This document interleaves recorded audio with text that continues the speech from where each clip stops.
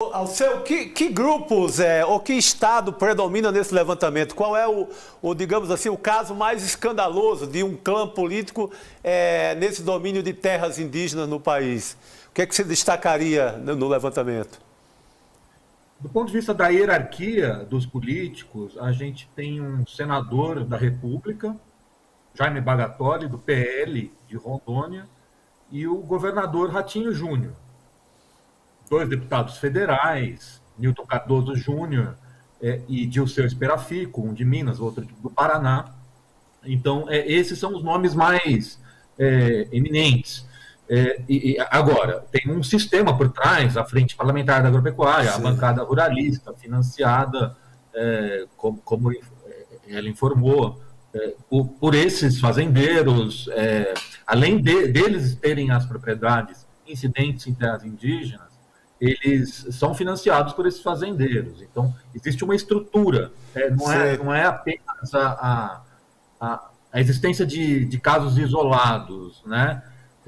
Realmente se trata de um sistema. Agora, a gente deu um relatório antes, em abril, dia 19 de abril, Dia dos Povos Indígenas, que falava das empresas nacionais e multinacionais com sobreposições.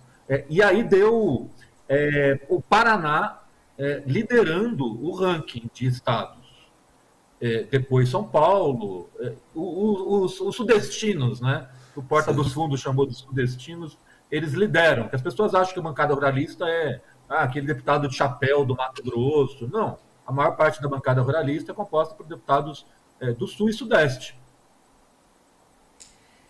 Alguns dos parlamentares, inclusive esses fazendeiros com sobreposição em terras indígenas, né, caso do senador Jaime Bagatoli, do PL de Rondônia, tem uma fortuna estimada em 55 milhões. Ele tem uma fazenda que invade 2,6 mil hectares de uma terra indígena em Roraima, recebeu dinheiro do irmão, que também tem fazenda com sobreposição em terras indígenas. Tudo isso saiu do levantamento que vocês fizeram, né? Quem também se apropriou de terra indígena foi a família do deputado Newton Cardoso, do MDB de Minas Gerais. São pouco mais de 800 hectares do interior de Minas, fortuna da família estimada em 3 bilhões. Esses números, Alceu, são assustadores.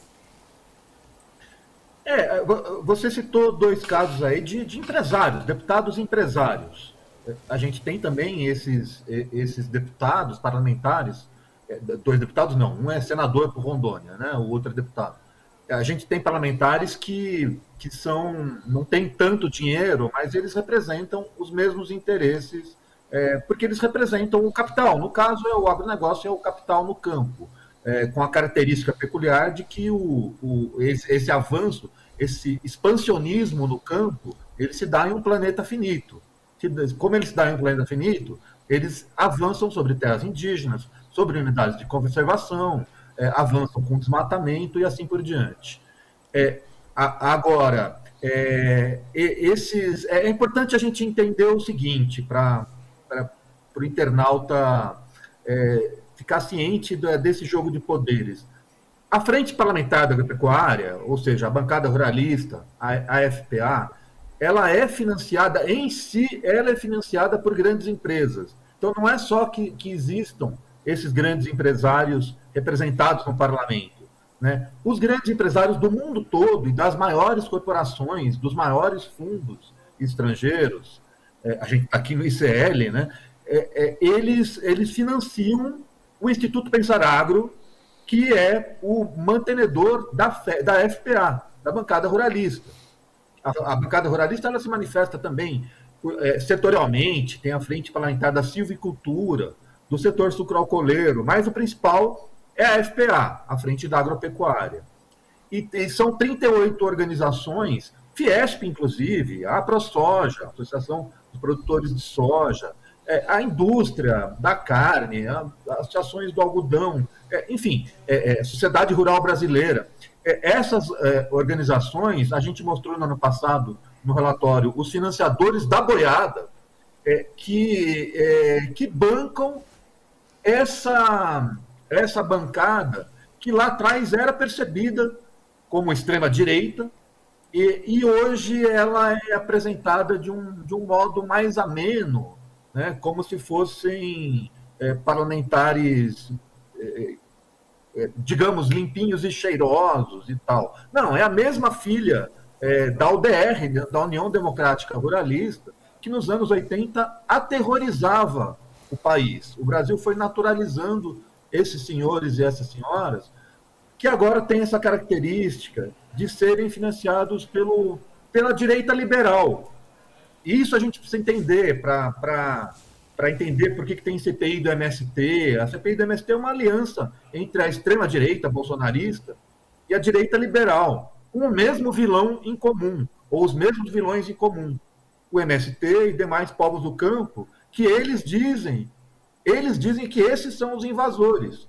Aí eles vão lá no Pontal do Paranapanema, aqui no oeste de São Paulo, para humilhar de camponesas, invadir casas.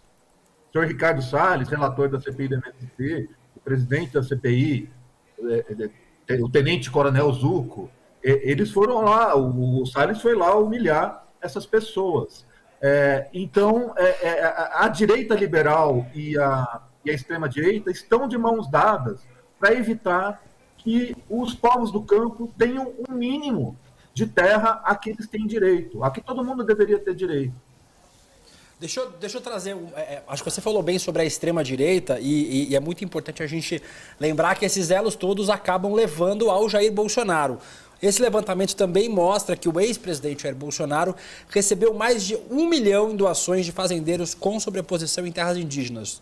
Juntos, esses fazendeiros se apropriaram de mais de 60 mil hectares de áreas dos povos originários.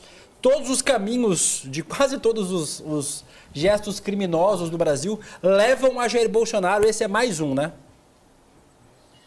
Isso. Com uma característica, um dado adicional. O presidente Luiz Inácio Lula da Silva não recebeu um centavo de fazendeiros com sobreposição em terras indígenas. Ninguém aqui é chapa branca, tá? A gente teve um debate ontem de lançamento aqui no Cine Belas Artes em São Paulo e um líder indígena, o Thiago Guarani, estava falando dos vários senões em relação ao governo Lula, de certas alianças com esses, também com esses setores. Mas é óbvio que existe uma desproporcionalidade, que durante um governo de extrema-direita, como o do Bolsonaro, houve um avanço extraordinário do desmatamento, e isso se explica pelos financiamentos de campanha do Jair Bolsonaro, que vieram, em boa parte, os maiores financiamentos de campanha vieram do agronegócio, e boa parte do agronegócio mais rústico, inclusive, de pessoas com histórico de grilagem, de desmatamento, de trabalho escravo, diretamente com esse histórico. Claro, a gente tem uma CPI do MST com um ex-ministro do Jair Bolsonaro à frente, que é o Ricardo Salles, deputado por São Paulo, pelo PL, novamente o PL. A gente tem um partido, na prática, a gente tem um partido fascista no Brasil, se chama PL, Partido Liberal. Sim. Que foi esse que foi humilhar camponesas em acampamento no Pontal do Paranapanema, e tem ex-ministros do Bolsonaro compondo a frente parlamentar da agropecuária. Ex-ministros e bolsonaristas de um modo geral. Eles engrossaram o caldo da FPA a ponto de hoje essa bancada ruralista, esse principal braço da bancada ruralista, ter 300 deputados. São 300 deputados em 513.